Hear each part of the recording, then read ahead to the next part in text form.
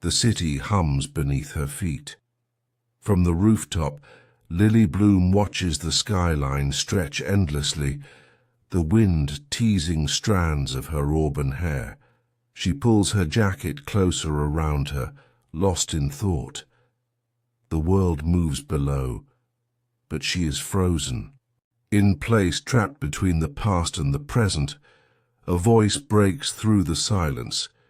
You look deep in thought. She turns to see him. Ryle Kincaid, tall, confident, with a presence that demands attention. I'm just trying to figure life out, she says, her voice softer than she intended. He smirks, his eyes searching hers. Aren't we all? Something about him unsettles her, yet she can't look away. That night, on a rooftop in Boston, fate shifts. A moment becomes a memory. A conversation becomes a connection.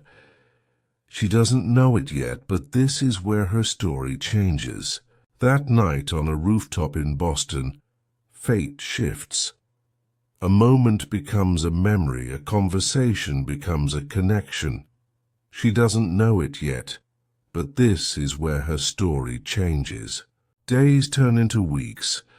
Ryle appears and disappears from her life, always just close enough to keep her intrigued. Their chemistry is undeniable, the pull between them magnetic. I don't do relationships, he warns her one evening, his fingers brushing against hers. She tilts her head. Then why are you here? He doesn't answer with words. Instead, he kisses her, and in that moment Lily allows herself to believe in something new. As their relationship deepens, Ryle becomes a constant in her life. The warmth of his touch, the fire in his gaze, it's all consuming. But deep down a small voice whispers, "Is this too good to be true?"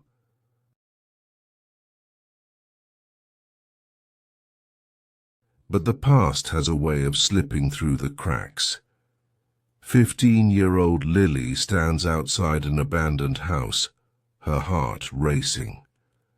Inside, Atlas Corrigan, a boy with nowhere to go, sits against the cold walls.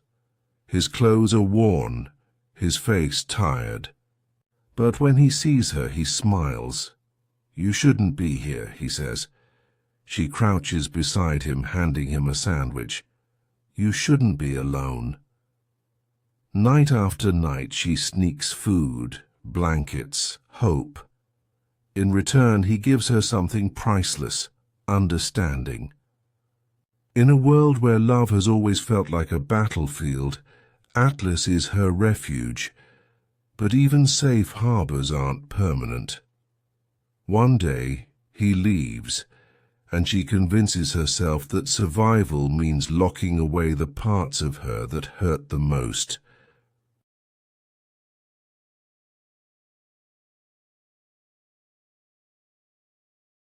Ryle is perfect, until he's not. The first time he loses his temper, it's a flash, a mistake, a moment of weakness. She forgives him because love is about understanding, right? About seeing the best in someone even when they falter. Second time, it's harder to ignore. The sharp words, the tension in his jaw, the way his fingers tighten around her wrist, just a second too long. But he kisses the bruises before they can form. He whispers, "I'm sorry," like a prayer. Like he's as afraid of himself as she is. She tells herself it's just stress, just an accident, just temporary. The third time it shatters something inside her. Not just trust, something deeper, something she thought was unbreakable. He swears he didn't mean it, that he would never hurt her. But pain isn't always bruises. Sometimes it's silence that cuts deeper than any scream. Sometimes it's apologies that sound too much like excuses.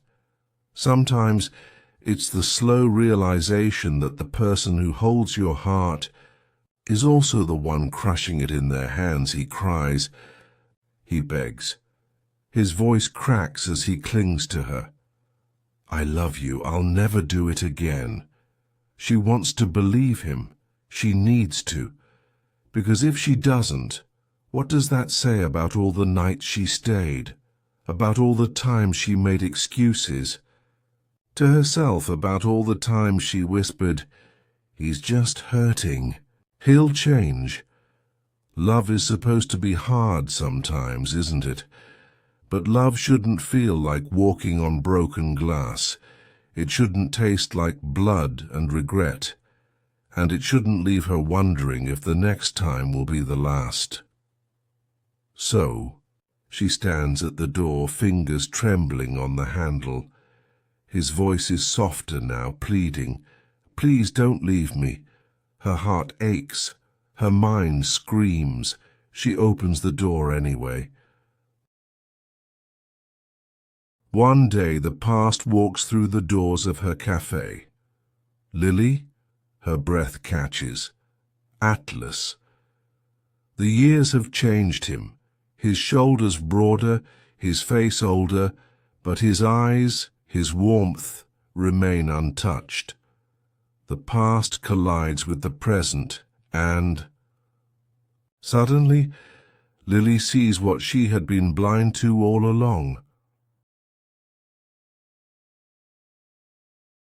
Love is not supposed to be a storm. It is not supposed to break you and call it passion. Atlas reminds her of the girl she used to be, the strength she forgot she had. The night is quiet except for the soft rhythm of her daughter's breathing. She watches the tiny rise and fall of her chest, so peaceful, so innocent. In that moment, the weight of everything crashes down on her. The fear, the hurt, the endless cycle of apologies and broken promises. It has to end here. She brushes a trembling hand over her daughter's cheek, swallowing the lump in her throat. She will never know this pain. She will never learn to mistake fear for love. When Ryle pleads with her one last time, there's desperation in his eyes, the kind that used to break her resolve. His voice is raw, shaking. Please, we can fix this.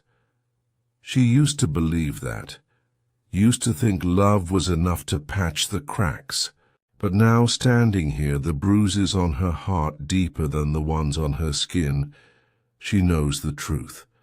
She takes a deep breath, steadying herself, and speaks the words that seal their fate. It ends with us. He flinches like the words physically hurt him. Maybe they do. Maybe this is the first time he realizes love isn't a leash and pain isn't proof of devotion. She walks away, not because she doesn't love him, but because she loves herself more. Because love should never mean fear. Because love should never have to be survived. She holds her daughter close as she steps into the night.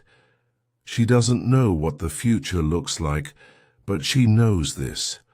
Her daughter will grow up knowing that love should never leave scars, that love should be safe.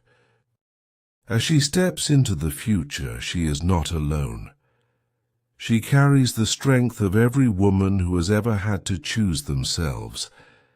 And somewhere in the distance, Atlas waits, not as a savior, but as a reminder that she has always been capable of saving herself.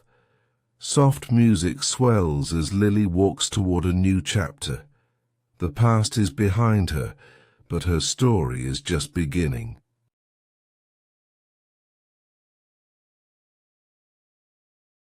1 in 3 women experience domestic violence. If you or someone you know needs help, reach out. No one should have to endure pain in the name of love.